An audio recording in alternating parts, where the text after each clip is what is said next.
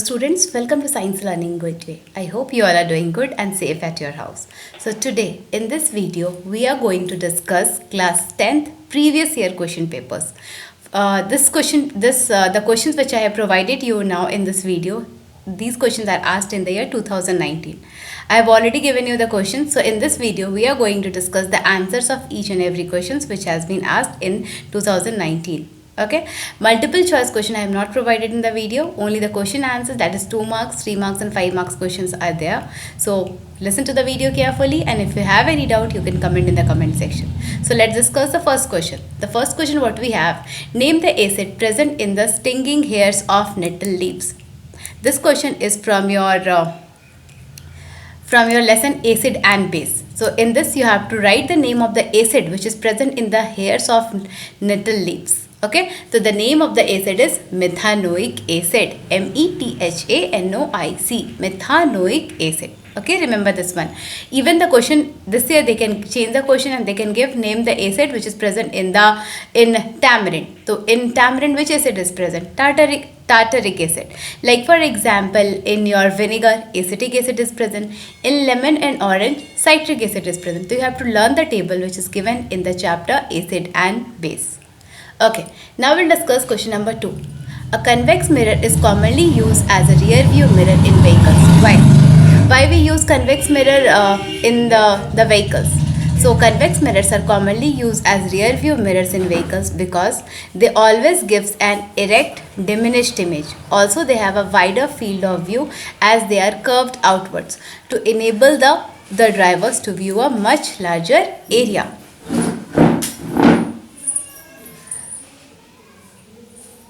So understand this answer carefully. First of all, you have to write that convex mirrors are commonly used as rear view mirror in vehicles because they always give an erect diminished image. Because these are the properties of convex mirror. They always gives us erect. Erect means suppose the arrow is like this. The image will also be like this. Okay? Erect. Diminished means small size of image. Also they have a wider field of view as they are curved outwards. Means suppose one vehicle is over there and the other vehicle is over there. The driver can easily look that from the back side one vehicle is coming from the mirror which is provided in the window. So they gives a wider field of view as they are curved outwards to enable the driver to view a much larger area. Correct? So now we'll discuss question number 3. Observe the given figure. Name the eye defect indicated in the figure and also mention the lens used to correct this defect. This diagram was given in the question paper, and by looking at the diagram you have to write the name of the defect which is present in this diagram. Okay, you have to write the name of the defect which is present in the diagram and which lens is used to correct this defect. So this question was asked from the lesson Human Eye and Colorful World. Since the topics defects of eye vision, they are very important. We have 3 types of defects: myopia, hypermetropia and presbyopia. So you have to write the name of the defect by which is given in this picture. So by looking at the picture, what do you think? Which defect is there? Yes, obviously it is myopia. The name of the defect is myopia. So you have to write the eye defect indicated in the figure is myopia, and myopia is also known as what? It is also known as nearsightedness, in which a person can see the nearby object but cannot see the far off object. For example, if suppose the person like in our age group, suppose you are sitting in the classroom, you cannot see the blackboard from the last bench. Right? So you are suffering from which defect? You are suffering from myopia. But if you sit in the first bench, you can easily look at the blackboard. Right? A person with myopia can see nearby objects clearly but cannot see distant object distinctly. Means a person who is suffering from myopia, he can see the nearby objects very clearly but cannot see the far off object. And which type of lens is used to correct this defect? Obviously concave lens is used to correct this defect. You can see in this picture. If we'll put one concave lens of suitable power, then what will happen? The image will be formed at the retina and the person can easily see the far off objects also. So remember that myopia is corrected by which lens? It is corrected by concave lens. Now we have question number 4. What is Tyndall effect? Tyndall effect. So this question Tyndall effect. So what answer you will write for this one? The phenomenon of scattering of light by the colloidal particles give rise to Tyndall effect. The phenomena of scattering of light by the colloidal particle is called Tyndall effect. This is a one line answer, and this question was also for 1 marks. Now come to question number 5. Draw the diagram of electric circuit in which the resistor R1, R2, R3 are connected in parallel, including an ammeter and a voltmeter. Also mark the direction of the current. In this question, you have to draw one electric circuit. This question is asked from the chapter Electricity, in which the three resistors R1, R2 and R3, they all are connected in what? They all are connected in parallel connection. Parallel connection. Okay, and also you have to include one voltmeter and one ammeter also in this diagram. So for this one, you have to draw the three resistors R1, R2, R3 in the parallel connection. This is the wire X and Y. Okay, you have to connect this through a voltmeter V. This is a symbol of the voltmeter, plus sign and minus sign. Then you have to, one battery will be there over there, key is there, and your ammeter is also there. And the direction of the current will be from this side. This side, the current will flow through this side. I is the symbol of the current. So this is the diagram which you have to draw for this question. Now we have question number 6.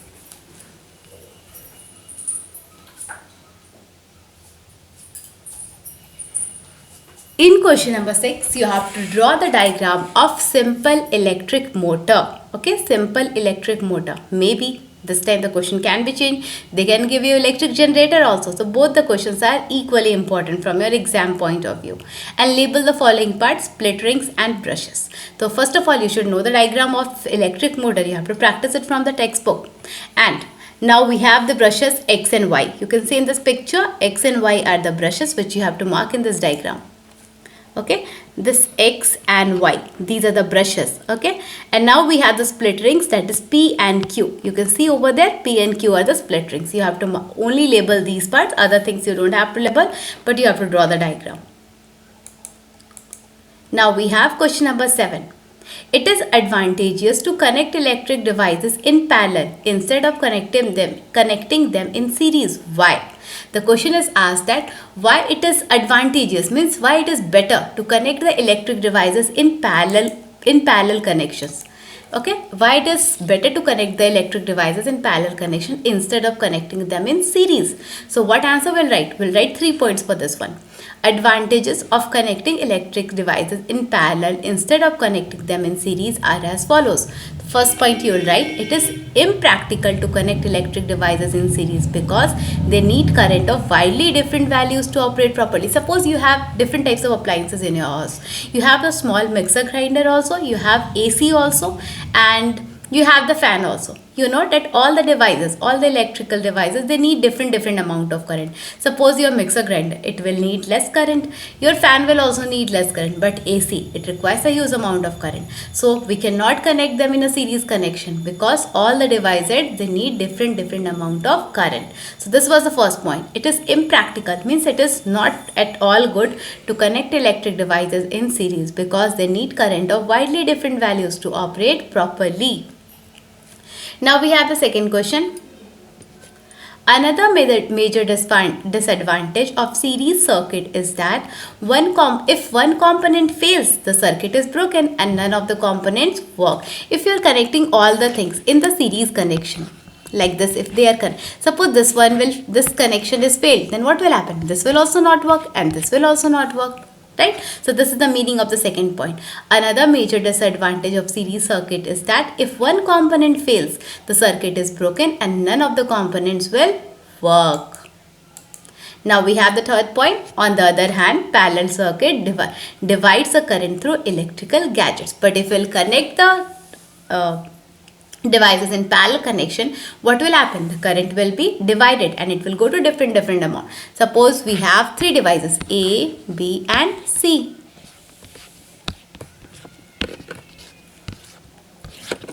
So if we are providing the current from this side, what will happen? The current will go to A also, to B also, and to C also. Suppose this is our fan, this is the bulb, and this is the AC.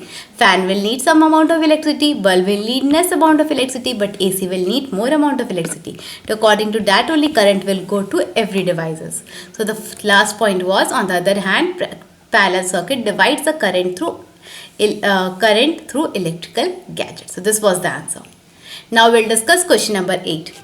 According to Joule's law of heating, this question is very important from exam point of view. In the year 2020 also this question was asked. The factors on which heat produced in a resistor depends. Means according to Joule's law of heating, we have to write the name of the factor on which heat produced in a resistor depends. According to this law, write the formula used to calculate the heat produced. Also, we have to write the formula also. So, what is the answer? Joule's law implies that heat produced in a resistor means Joule's law. What does that Joule's law tell us? It tells us that heat produced in a resistor is directly proportional to the square of the current. Square of the current. This is the symbol of current, I. For a given resistor, directly proportional to resistance for a given current. What is the symbol of resistance? R. Okay. And the third point is directly proportional to the time to which the current flows through the resistor. This is T. So this was the statement which was given by Joule's law of heating. It says that Joule's law implies that heat produced in a resistor, that is H, is directly proportional to the square of the current. Okay. Current for a given resistance, directly proportional to the resistance for a given current, and directly proportional to the time to which the current flows through the resistor. So this was the formula. The second part of the answer is this one. According to the law, the formula used to calculate the heat produced is H is equal to, you have to remove the proportionality sign, you have to give H is equal to I square RT. This is the formula which you have to write. So this statement is very easy. Only you have to remember that according to Joule's law, heat produced in a resistor is directly proportional to the square of the current, directly proportional to the resistance, directly proportional to the time for which the current flows through the resistor. So this is the statement and this is the formula also. Remove the proportionality sign, put a equal sign, I square RT. This is the formula. I hope you all have understood this answer. Now let's come to question number 9. This is the numerical. Okay. So see, what is the question given over there? The focal length of a concave lens is, first of all, I want to say that whenever the question will come from the numerical section, read the question properly, understand the question properly, and then try to find out that what are the information which are given to us from the question. So let's see with this question. The focal length of a concave lens is 30 centimeter. Focal length they have given as how much? 30 centimeter. Okay.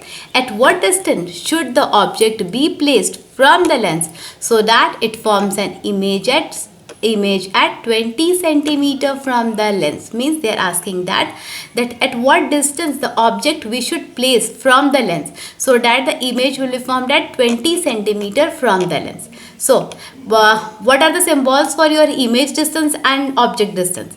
Symbol for image distance is V. Okay, it is given in the question. It is 20 centimeter. And the symbol for object distance is U. This we have to find from the question. So these are the information which is provided to us. Focal length is 30 centimeter. Image distance is 20 centimeter. Object distance we have to find. So do you know what is the formula? What is lens formula?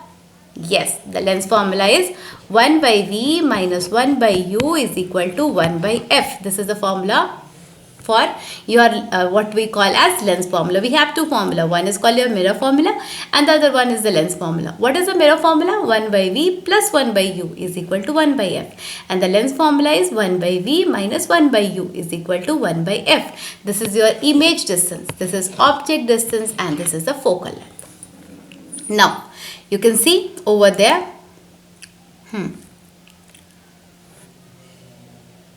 So now what you have to do? 1 by V minus 1 by U is equal to 1 by F. So what are the values which are given to us? We will write V is given as 20, U we don't know, 1 by U, and F is given as 30, 1 by 30.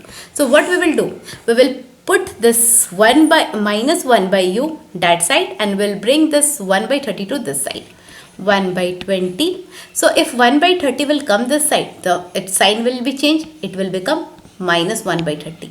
And if 1 by u will go that side, this minus will become plus. So we will write 1 by u only. Now what we have to do is, now we'll take the LCM of your 20 and 30. So LCM of 20 and 30 is 60. See how you will take this LCM. 20, 30. 2 tens are, 2 30s are. Sorry. 2 15s are. 2 tens are, 2 15s are. Correct? Now take the LCM with 5. 5 2s are, 5 3s are. Now multiply. 5 2s are 10. 10 2s are 20. 20 into 3 is 60. Yes. Now we have the LCM 60.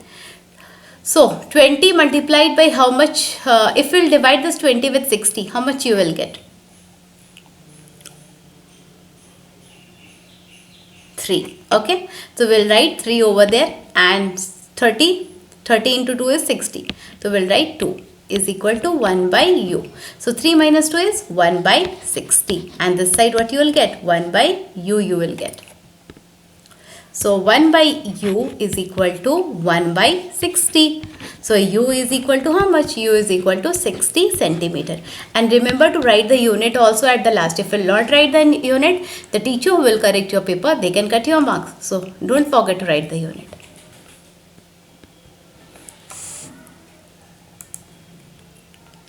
At last you have to write, hence the object should be placed at a distance of 60 centimeter. We have got the object distance. So the object distance means the object should be placed at a distance of 60 centimeter from the lens.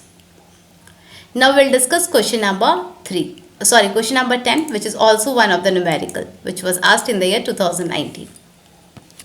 An electric generator rated at 400 watt. Okay, one electric refrigerator is there whose power is 400 watt, operates 8 hours per day, means it is used for 8 hours every day. It is used for 8 hours.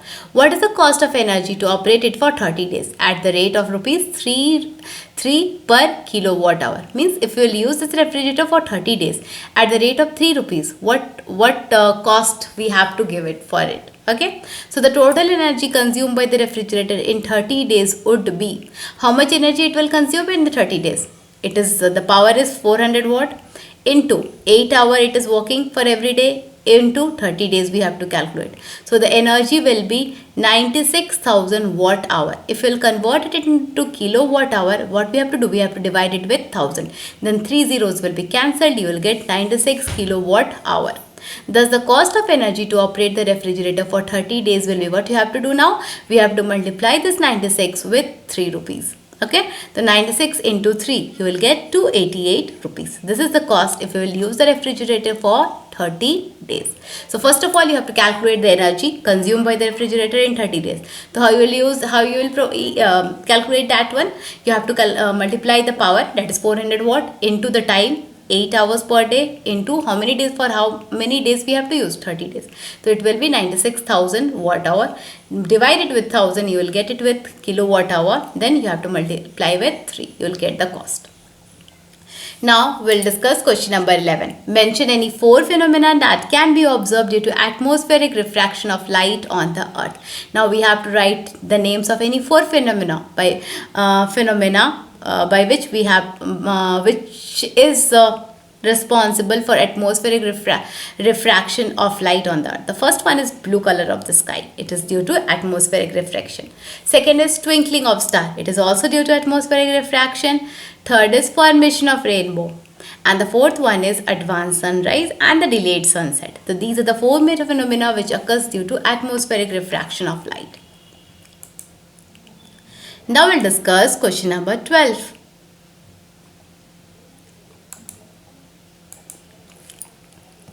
Okay, so in question number 12 we have 2 questions. First question is, name the major constituent of biogas. Name the properties of biogas which makes it a good fit. We have to write the main constituent of biogas. Do you know what is the main constituent of biogas? It is methane, right? And what is the formula for methane? CH4. This is the formula of methane. Okay, so what you will write for the first question? The major constituent of biogas is methane, right? And now we have to write the properties of biogas. So you know that biogas is a very good fuel, right? It does not give us any smoke, ash, it is pollution free, eco-friendly, and its heating capacity is also very high. So you can make this your own in your own sentence and you can write the answer. So what is the answer? The properties of biogas which makes it a good fuel are: it is smoke and ash free, it is eco-friendly, and its heating capacity is also very high. So it is a very good fuel, right? Now the second part of the question. Name the two devices that work using heat energy of the sun. Heat energy of the sun, which energy? Solar energy, right? So now we have to write the names of the write the names of the devices which are used by using the solar energy of the sun. The first one you have to write solar cooker, and the second one you can write solar water heaters.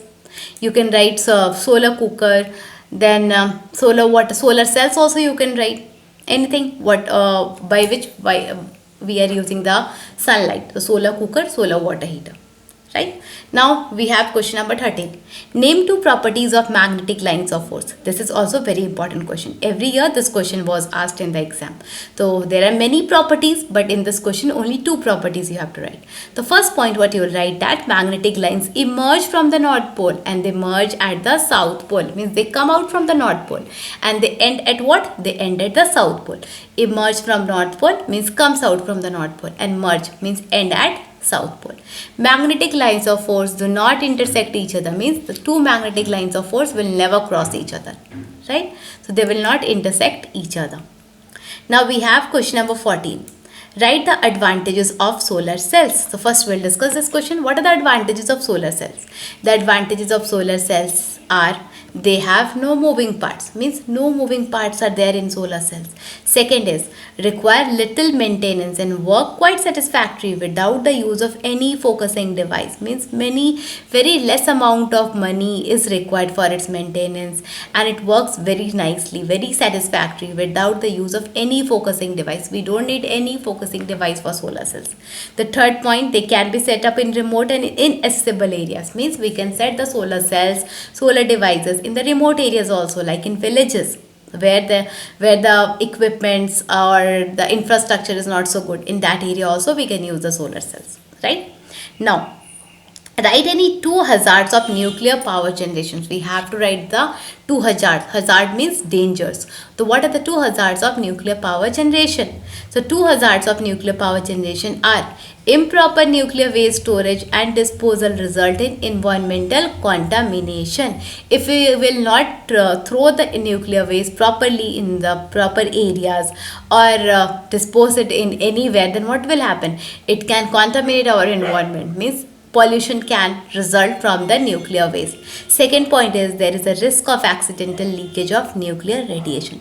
In the nuclear power generation sites over there, what happens? That it may be dangerous. Accidents can occur over there because of the leakage of the nuclear radiations. Okay, so these are the two hazards of nuclear power generation. Now we'll discuss question number 15. Question number 15 is also very important. Generally this question is asked in the year 2020 also. This question was asked.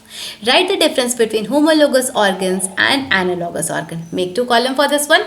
First point, you'll write that organs of different organism have common origin. Okay, homologous, homo means same. So if different organisms we have, their organs will have a common origin, means from where they have arisen, right? In analogous organs of different organism have different origin. They will have different origin, means from different places they have arisen. Second point you can write, they are similar in structure and perform different function. Okay, homologous organs, homo means same, so their structure will be same but they will perform different function. Analogous, they are different in structure but they will perform same function, similar function. So remember the 2 points for this one, and at last you can add in one example. 4 limbs of frog and 4 limbs of bird. They look same. 4 limbs of frog and 4 limbs of bird. They will look same but their functions are different, right? Frogs cannot fly but the birds will fly. Now analogous organ, wings of bird and wings of bat. They look different but their function is same. Both of them fly. Birds also fly and the bats also fly. So remember the 2 points with the example. Now we'll discuss the second part of the question. This question is of 5 marks. So learn this answer very properly. Write the differences between the sex chromosome of man and sex chromosome of women. Now we have to write the differences between the sex chromosome of man and sex chromosome of women. Okay. So you can see over there. Do you know in man which chromosomes are present? In man, the 2 pairs of chromosomes which are present in man are X and Y. Okay, these chromosomes are present in man, and in women only XX chromosomes are present. So this only you have to make your own sentence. You don't have to write in the exam. So what is the difference? The differences between sex chromosome of man and sex chromosome of women are that women has a perfectly pair of sex chromosome, both called X. Just now I have told you that in women, both the chromosomes are same. That is X and X. It always exists in the pair, X and X. But in man, there are 2 types of chromosome. One is our normal size X and the other one is Y, which is smaller in size. So remember this thing, that in man, the chromosomes present are X and Y, but in women, the chromosome present is XX.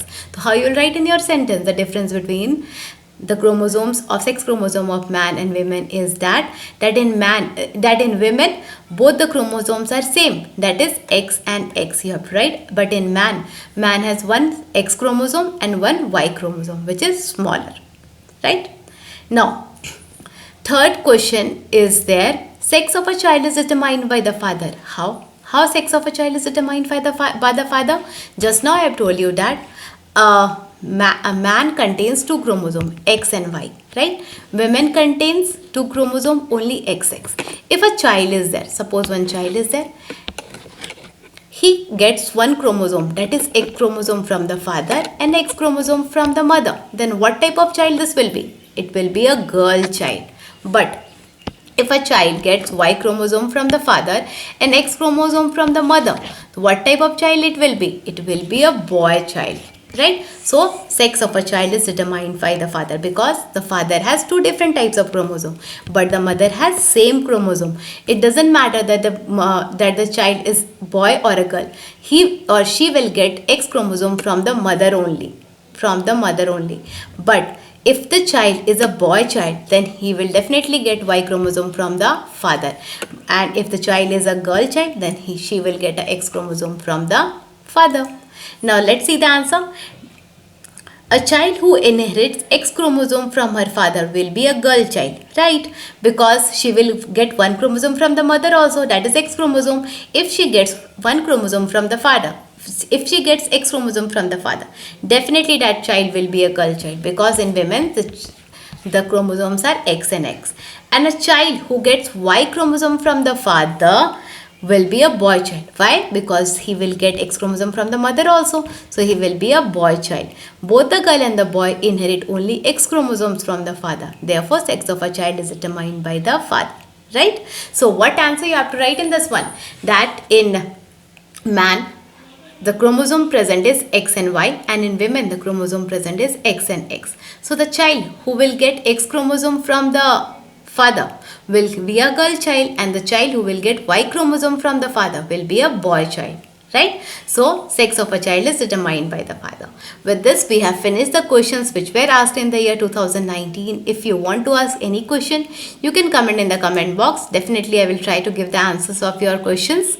And if you have any doubt also, you can comment in the comment section. I will try to clear your doubts. Thank you for watching my channel Science Learning Gateway. Please like, share and subscribe. And if you are new to my channel, please subscribe my channel. And if this video is helpful for you, share with your friends also. And if you have any doubts, anything if you want to ask related to your exam, because many of you will, means the 10th standard student who are going to write their exam in the coming month, that is in June. If you have any doubt, you can ask from me in the comment section. Right? So thank you for watching.